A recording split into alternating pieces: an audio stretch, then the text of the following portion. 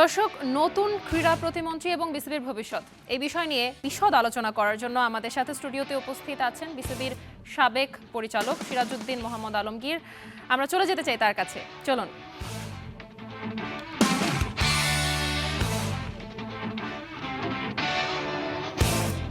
সিরাজ ভাই, আপনাকে আমাদের স্টার প্লে অ্যারেনায় স্বাগত। আপনাকে এবং দর্শকদেরকে। সিরাজ ভাই, নতুন ক্রীড়া প্রতিমন্ত্রী, আপনি তাকে নিয়ে আসলে কতটা আশাবাদী? ধন্যবাদ আপনাকে।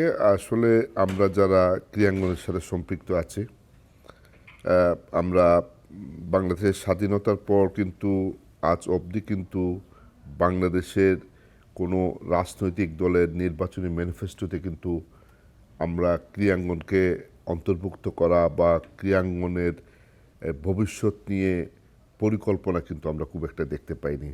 এটা আধুনিক বিশ্বে আমরা যদি দেখি, এটা আমাদের পার্শ্ববর্তী দেশ থেকে শুরু করে জাপান, ইংল্যান্ড, অস্ট্রেলিয়া, ওইসব দেশের যেসব লিডিং পার্টিগুলো আছে, রাজনৈতিক দলগুলো আছে, তাদের নির্বাচনী ম্যানিফেস্টোতে কিন্তু এই ক্রীড়াঙ্গনের এই যে কর্মকাণ্ডটা, ভবিষ্যৎটা, নীতিমালাগুলো কী তারা করবে, এই জিনিসগুলো কিন্তু তারা তুলে ধরে। তো যেটা আনফর্চুনেটলি কিন্তু আমাদের দেশে হয়ে ওঠেনি। এই প্রথমবারের মতো আসার জায়গা হচ্ছে আমাদের যে রাজনৈতিক দল ক্ষমতায় এসেছে, যারা সরকার গঠন করেছে, তাদের নির্বাচনী ম্যানিফেস্টোতে আপনি যদি ক্রীড়াঙ্গনের যে পার্টটা যদি আপনি এটাকে দেখেন, এখানে কিন্তু ইলাবোরেটলি কিন্তু আমাদের দেশের ক্রীড়াঙ্গনকে নিয়ে আলোচনা আছে এবং এটার ভবিষ্যতে একটা রুট ম্যাপ আছে। আমরা কোথায় আমাদের ক্রীড়াঙ্গনটাকে নিয়ে যেতে চাই এবং আমাদের ক্রীড়াঙ্গনটাকে কীভাবে আরও বেশি একাডেমিক করা যায় এবং আমাদের যে ক্রীড়াঙ্গনের যে মূল চালিকা শক্তি, যেটা আমাদের যে এখানে ব্যাকওয়ার্ড লিঙ্কেজের যেই আমাদের যে প্রোডাক্টগুলো আমরা বলি যে এখানে ভালো trainer, coaching staff, physiotherapist, nutritionist, even কি স্পোর্টস জার্নালিস্ট, তো এই যদি বিশেষজ্ঞ গড়ে তোলার জন্য আমাদের এই বিএনপির নির্বাচনী ম্যানিফেস্টোতে কিন্তু ডিটেল করা আছে এবং উপজেলা পর্যায় পর্যন্ত ক্রীড়া শিক্ষক নিয়োগের যে আশ্বাসগুলো আছে, এগুলো আমাদেরকে আশার আলো আমরা দেখায়। একটা বিষয় দেখতে পেয়েছি যে ক্লাস 4 থেকে তারা আসলে বাধ্যতামূলকভাবে খেলাধুলাকে রাখতে চাচ্ছে কারিকুলামে। জি, অনেকগুলো বিষয় আছে এরকম, অনেক ডিটেল করা আছে। এটা আমরা উন্নত বিশ্ব কিন্তু রাজনৈতিক দলগুলোর নির্বাচনী ম্যানিফেস্টোতে লিমিটেড তাদের অঙ্গীকার থাকে, বাট বিএনপির এই যে নির্বাচনী ইস্তেহার, এখানে কিন্তু অনেক ডিটেইল করা আছে এবং স্কুল থেকে শুরু করে বিশ্ববিদ্যালয় পর্যন্ত, বিশ্ববিদ্যালয় লেভেলে কিভাবে কাজ করবে স্পোর্টস নিয়ে, স্কুল লেভেলে কিভাবে কাজ করবে, তো এগুলো আমাদেরকে অবশ্যই আশা আলো দেখায় এবং আমরা প্রত্যাশা করব এই শুধু ইস্তেহারে যে বিষয়গুলো বলা আছে, এগুলো যদি আমরা বাস্তবায়ন করতে চাই, সেটা আমরা কিভাবে বাস্তবায়ন করব, কাদেরকে দিয়ে বাস্তবায়ন করব, সেই আঙ্গিকেই যদি আমরা আমাদের যিনি ক্রীড়ামন্ত্রী হয়েছেন আমিনুল ভাই, উনার স্পোর্টস ব্যাকগ্রাউন্ড আছে এবং উনি এটা নিয়ে detail, for the very first time যে একজন স্পোর্টস পারসন আসলে স্পোর্টস মিনিস্ট্রিতে। এর আগেও হয়েছে আমাদের এক সময় ফুটবল প্লেয়ার জয় কিন্তু আমাদের স্পোর্টস স্টেট মিনিস্টার ছিল, কিন্তু আমরা যারা দীর্ঘদিন ধরে স্পোর্টসে আছি, আমার সাথে আমিনুল ভাইয়ের সাথে কথা হয়েছে এবং উনি এই বিষয়গুলো খুব গভীরে গেছেন, এই বিষয়গুলো উনি জেনেছেন, এগুলো কিভাবে ইমপ্লিমেন্ট করতে হবে সেই পরিকল্পনাও উনি করেছেন। আমরা আশাবাদী আসলে যেভাবে উনি শুরু করেছেন, আমি প্রত্যাশা করি যে এটার বাস্তব আমরা এটার একটা ইমপ্লিমেন্টেশনটা আমরা হয়তো খুব ইমিডিয়েট পাস্টে আমরা দেখতে পারবো না, সময় লাগবে, বাট শুরুটা হয়েছে। আমার মনে হয় যে আমরা আশা করতে পারি যে আমরা আগামী 5 বছর বা 10 বছর পর গিয়ে আমরা যদি এগুলা কন্টিনিউ করতে পারি, তাহলে বাংলাদেশের ক্রীড়াঙ্গন কিন্তু একটা পর্যায়ে গিয়ে পৌঁছাবে। ভাই, আমিনুল হক তিনি অনেকবার দাবি করেছেন যে বিসিবির এই যে এক্সিস্টিং বোর্ডটা আছে, এই বোর্ডটা আসলে অবৈধ। তো তিনি যখন এখন ক্রীড়ামন্ত্রী হয়েছেন, এক্সিস্টিং বোর্ডের আসলে ভবিষ্যৎটা কেমন হতে পারে? ভবিষ্যৎটা আসলে মানে খুব আমরা আমাদের যারা ক্রীড়া সংগঠক আছে, আমাদের জন্য খুব মানে লজ্জার বিষয় যে আমরা যেইভাবে বিগত ক্রিকেট বোর্ডের নির্বাচনটা হয়েছে, আমিও একজন প্রার্থী ছিলাম, খুব কাছে থেকে আমার দেখার সুযোগ হয়েছে। আসলে যেই প্রক্রিয়ায় কাজগুলো করা হয়েছে, এটা বাংলাদেশের স্বাধীনতার পর কিন্তু এটা আমাদের চোখে পড়েনি। শুধুমাত্র ক্রিকেট বোর্ড না, বাংলাদেশের 51টি ফেডারেশন আছে, কোনো ফেডারেশনে এত বেশি ক্ষমতার অপব্যবহার, গঠনতন্ত্রকে না মানা এবং আইন অমান্য করা, জোর খাটানো, মানে যা যা কিছু করার দরকার ছিল, মানে সব কিছু এখানে করা হয়েছে। এই অন্তর্বর্তীকালীন সরকারের এই সময়টাতে ফারুক ভাই এবং তারপরে বুলবুল ভাই দুইজন এসেছেন বোর্ডের প্রেসিডেন্ট, আমরা দেখতে পেয়েছি। এর মধ্যেও কি আসলে এই ক্ষমতার অপব্যবহারটা চালু ছিল? আপনি দেখেন যে ফারুক ভাইকে যেভাবে এখানে বাংলাদেশ ক্রিকেট বোর্ডের প্রেসিডেন্ট করা হলো, এটাও কিন্তু বিসিবির যে গঠনতন্ত্র আছে এটাতে কিন্তু গঠনতন্ত্রের কোথাও কিন্তু ওনাকে যে প্রক্রিয়া আনা হয়েছে এই প্রক্রিয়া আনার কিন্তু কোনো সুযোগ ছিল না। আবার ওনাকে যে প্রক্রিয়ায় বাদ দেওয়া হয়েছে এটাও কিন্তু গঠনতন্ত্রকে লঙ্ঘন করেই করা হয়েছে। বুলবুল ভাইকে যেভাবে ক্রিকেট বোর্ডের প্রেসিডেন্ট করা হয়েছে এটাও কিন্তু গঠনতন্ত্রের বাইরে গিয়ে করা হয়েছে। এবং পরবর্তীতে যে নির্বাচনটা হলো, এই নির্বাচনে কিন্তু বুলবুল ভাইকে যেইভাবে ক্রিকেট বোর্ডের কাউন্সিলর করা হয়েছে ঢাকা বিভাগ থেকে, এখানে পরিষ্কারভাবে কিন্তু গঠনতন্ত্রে বলা হচ্ছে বিভাগ বা জেলা ক্রীড়া সংস্থা থেকে কারা কাউন্সিলর হতে পারবে, ক্রাইটেরিয়া কি, এগুলো কিন্তু সবগুলো লঙ্ঘন করেই উনি কিন্তু কাউন্সিলর হয়েছেন।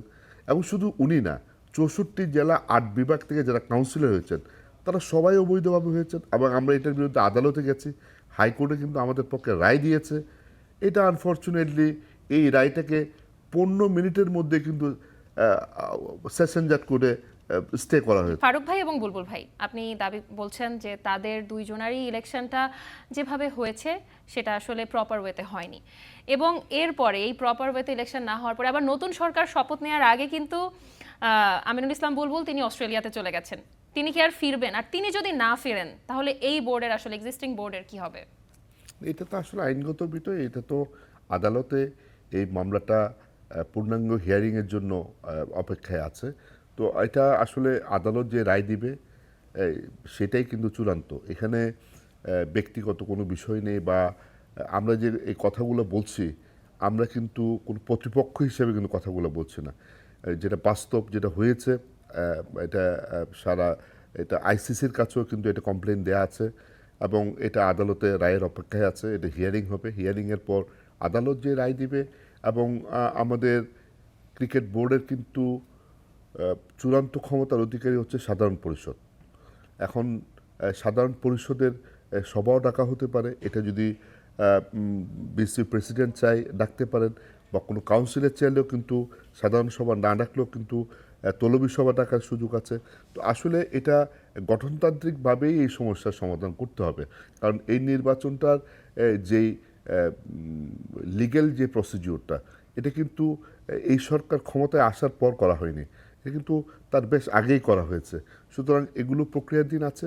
আমার মনে হয় যে আদালত যে রায় দিবে এই রায় অবশ্যই আমরা তো আছি যারা মিনিস্ট্রিতে আছেন বা যারা ক্রিয়া প্রশাসনের সাথে আছেন, তারা সবাই আদালতের রায় মেনেই তারা পরবর্তী সিদ্ধান্ত নেবে। একটা সম্পূরক প্রশ্ন, সেটা হচ্ছে বুলবুল ভাই যখন অস্ট্রেলিয়া চলে গেছেন দেশ ছেড়ে, তখন আমরা আপনার একটা ফেসবুক স্ট্যাটাস দেখতে পেয়েছি। এই রহস্যময় স্ট্যাটাসের মাঝে যেটা আসলে কি? না, আসলে ওনার এই সময়টা যাওয়াটা ঠিক হয়নি, কারণ বাংলাদেশের ক্রিকেটটা আপনি আসলে বাংলাদেশের 16 কোটি মানুষ কিন্তু ফলো করে। আপনার এখন যে সময়টা আছে ওনার, আমি মনে করি আমি যদি ওনার জায়গায় থাকতাম আমি কিন্তু এই সময়টা যত ব্যক্তিগত কাজ থাক এই সময়টা যাওয়াটা, কারণ সময়টা বিবেচ্য বিষয়। এটা কিন্তু শুধু আমি না, অনেকেই কিন্তু এই কথাটা কানাঘুষা করছে এবং বলছে যে এই সময় কেন যাওয়া। তো সুতরাং আমার মনে হয় উনি যে দায়িত্বে ছিলেন এবং এখনও আছেন, উনি এটা আমাদের যে একটা নতুন সরকার এসেছে তাদের সাথে আলাপ আলোচনা করা, তাদের সাথে কমিউনিকেট করা, প্লাস হচ্ছে আদালতের যে ইয়েটা আছে এই বিষয়গুলো উনি নিজে থেকেই কিন্তু এগুলা এগুলা কারণ উনি যখন বিসিবি একজন গার্ডিয়ান প্রেসিডেন্ট, এখন উনি চলে যাওয়াতে ওনার যার সতীর্থ যারা আছে, বোর্ড পরিচালক আছেন, তাদেরও কিন্তু মনোবল ভেঙে যাবে। আমরা কিন্তু এটা কোনোভাবেই চাই না। আমরা চাই যে বোর্ডের স্বাভাবিক কার্যক্রম চলুক এবং বোর্ডের, কারণ আমাদের এই ক্রিকেটটা তো আর মানে এক সেকেন্ডের জন্য বন্ধ রাখার কোনো উপায় নেই। আমাদের ন্যাশনাল টিমের অনেক কমিটমেন্ট আছে, আমাদের ডোমেস্টিক ক্রিকেটের অনেক কমিটমেন্ট আছে। তো সব কিছুই চলার সাথেই কিন্তু আমি বলেছি যে ওনার এই চলে যাওয়াটা কিন্তু ভেরি আনফর্চুনেট, এবং আমি একজন ক্রীড়া সংগঠক হিসেবে বলতে পারি যে ওনার এই সময়ে দেশ ছেড়ে যাওয়াটা, যতই ওনার ব্যস্ততা থাক, এই সময়টা যাওয়াটা কিন্তু উনি আমার মনে হয় না এটা কারো কাছে এটা গ্রহণযোগ্য। সিরাজ ভাই, বিসিবির যে গঠনতন্ত্র, সেই গঠনতন্ত্র যারা বানিয়েছেন আপনি তাদের মধ্যে অন্যতম একজন। তো এই যে আমিনুল ইসলাম বুলবুল তিনি দেশ ছেড়ে চলে গেলেন এই মুহূর্তে, যেইখানে আমিনুল হক তিনি ক্রীড়া প্রতিমন্ত্রী হয়েছেন এবং তিনি এই বোর্ডকে অবৈধ বলেছেন। তো বিসিবির ওই গঠনতন্ত্রের কোনো ফাঁকফোকরে কি আসলে এই ধরনের বোর্ড ভেঙে যাওয়ার কোনো সম্ভাবনা আছে কিনা, এবং যদি বোর্ডটা ভেঙে যায় তাহলে আইসিসির আসলে পদক্ষেপটা কেমন হতে পারে? আপনি নির্বাচনটা নিয়ে যেই আদালতে যেই আমাদের যে আবেদনটা আছে, আদালত যদি মনে করে যে নির্বাচন সুষ্ঠু হয়েছে, তাহলে বোর্ড ভাঙার তো আর কোনো প্রশ্ন আসবে না। আদালত যদি বলে যে এই প্রক্রিয়াটা ত্রুটিপূর্ণ ছিল এবং তারা যদি এই নির্বাচনটাকে অবৈধ ঘোষণা করে, তাহলে আলটিমেটলি কিন্তু এটা অবৈধ ঘোষণা হয়। আর আইসিসি যে বিষয়টা বলেছেন, এখানে কিন্তু আইসিসির is nothing to do it, কারণ ICC local law of the land যেটা আছে, এই ল অফ দ্য ল্যান্ডের উপর আইসিসির কিন্তু কোনো হাত বা হস্তক্ষেপ নেই।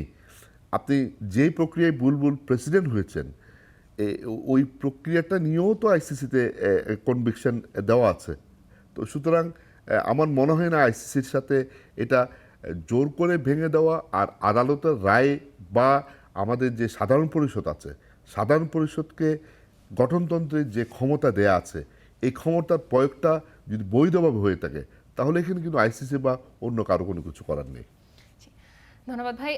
আজকে নতুন ক্রীড়া প্রতিমন্ত্রী তিনি বলেছেন আমিনুল হক যে মাশরাফি এবং সাকিব রাষ্ট্রীয়ভাবে তাদের সাথে, সরকারের সাথে আলোচনা করে যদি তাদেরকে ফিরিয়ে আনা যায় তিনি সেই চেষ্টা অবশ্যই করবেন। এই বিষয়টাকে আপনি কিভাবে দেখছেন? এটা আমার কাছে মনে হয় যে এটা একটা অবশ্যই একটা খুব ভালো উদ্যোগ। এটা উনি এটাও বলেছেন যে এখানে যে রাষ্ট্রীয় আইন যে জটিলতাগুলো আছে ওগুলা উনি দেখবেন। আসলে আমরা ক্রীড়াঙ্গনে এই সম্প্রীতিটা চাই। এই সম্প্রীতিটা কিন্তু বিনষ্ট হয়েছে। এটা বিগত সময়গুলোতে আমরা যদি দেখি, এই সম্প্রীতিটা কিন্তু ছিল না, এবং আমি আমিনুল ভাইকে বিশেষভাবে ধন্যবাদ জানাই, এবং এটা নিশ্চয়ই এই সরকারের কিন্তু মানসিকতার এই বহিঃপ্রকাশ। সুতরাং আমি বিশ্বাস করি যে এই যে বক্তব্যটা উনি দিয়েছেন সাকিব বা মাশরাফি এদের ব্যাপারে, এটা আমরা জানি যে কিন্তু এই আমিনুল ভাই কিন্তু বিগত 15 বছর অনেকবার তাকে জেলে যেতে হয়েছে, অনেক তাকে কাঠখড় পোড়াতে হয়েছে।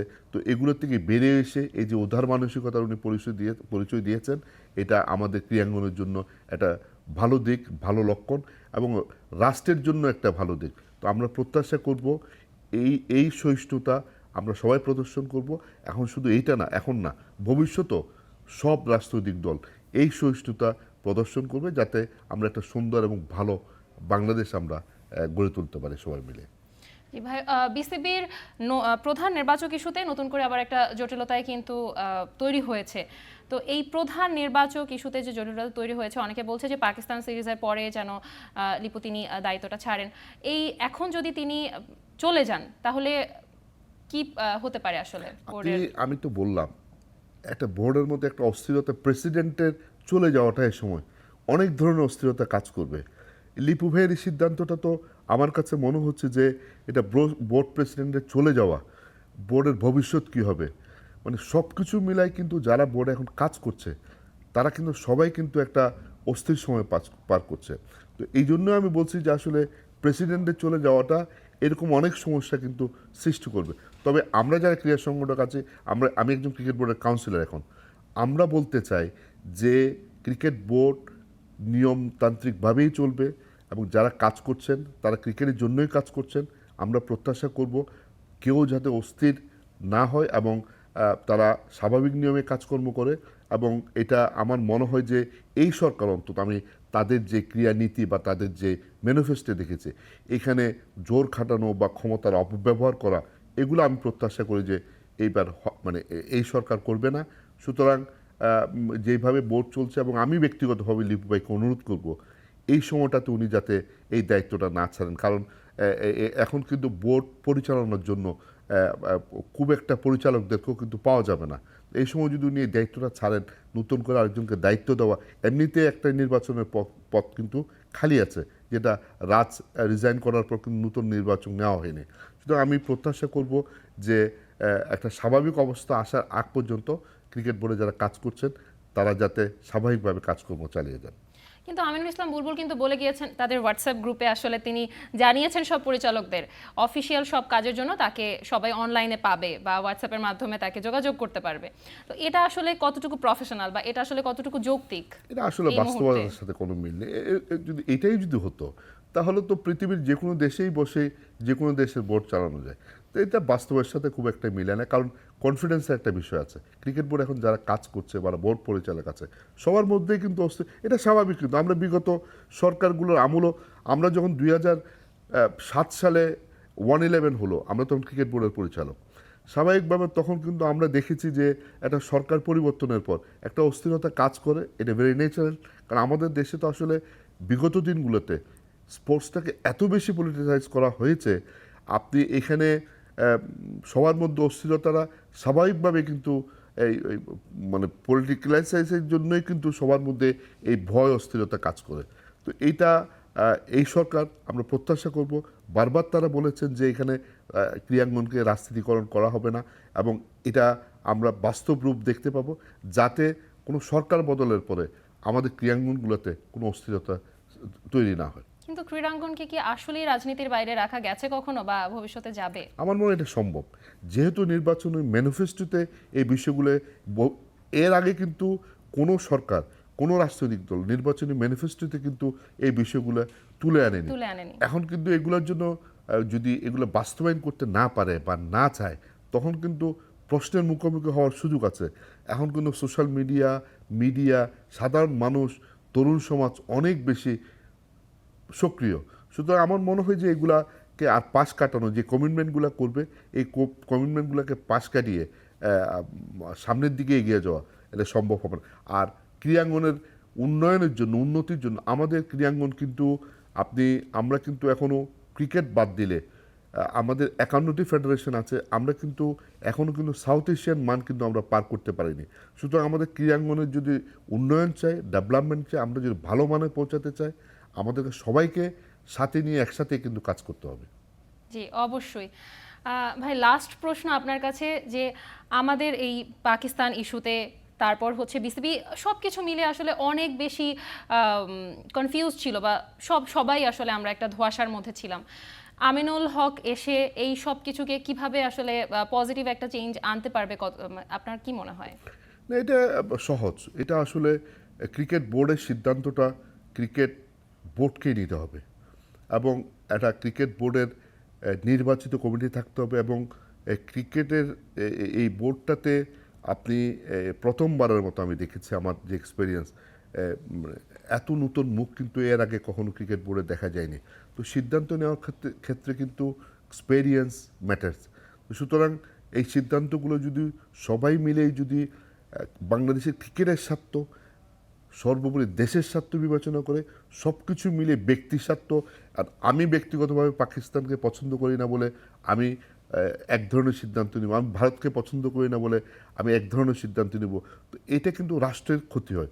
রাষ্ট্রের ক্ষতি হওয়ার মতো সিদ্ধান্ত যদি আমরা ব্যক্তিগত পছন্দের কারণে নিতে যাই, তাহলে তো অবশ্যই আমাদেরকে বিভিন্ন প্রশ্নের মুখোমুখি হতে হবে, এবং আমাদের এই যে 16 কোটি মানুষের যে আবেগের জায়গায় ক্রিকেট, আমাদের ছেলেরা যে বিশ্বকাপটা খেলতে পারলো না, আমরা লাভ ক্ষতির অনেক চিন্তা করছি। যেই খেলোয়াড়রা ওই বিশ্বকাপটা মিস করলো, একটা লাইফ টাইমে কিন্তু একটা প্লেয়ারের একটা ড্রিম থাকে যে একটা বিশ্বকাপ খেলবে। তো সুতরাং এই প্লেয়ারদের যে মনোবলটা ভাঙলো, এবং আমাদেরকে যে নেক্সট বিশ্বকাপে আবার কোয়ালিফাই হয়ে খেলতে আসতে হবে, তো এই চড়াই উত্তরগুলো পার হওয়ার কনসিকুয়েন্সটা এই সিদ্ধান্তগুলো নেওয়ার সময় অবশ্যই বিবেচনা করা উচিত ছিল। আমরা আশা করি যে এই সরকারের আমলে আমাদের ক্রীড়াঙ্গনে অনেক আসলে পজিটিভ চেঞ্জেস আসবে, অনেক পরিবর্তন আসবে। ধন্যবাদ আপনাকে অসংখ্য আজকে আমাদের স্টুডিওতে যুক্ত হবার জন্য।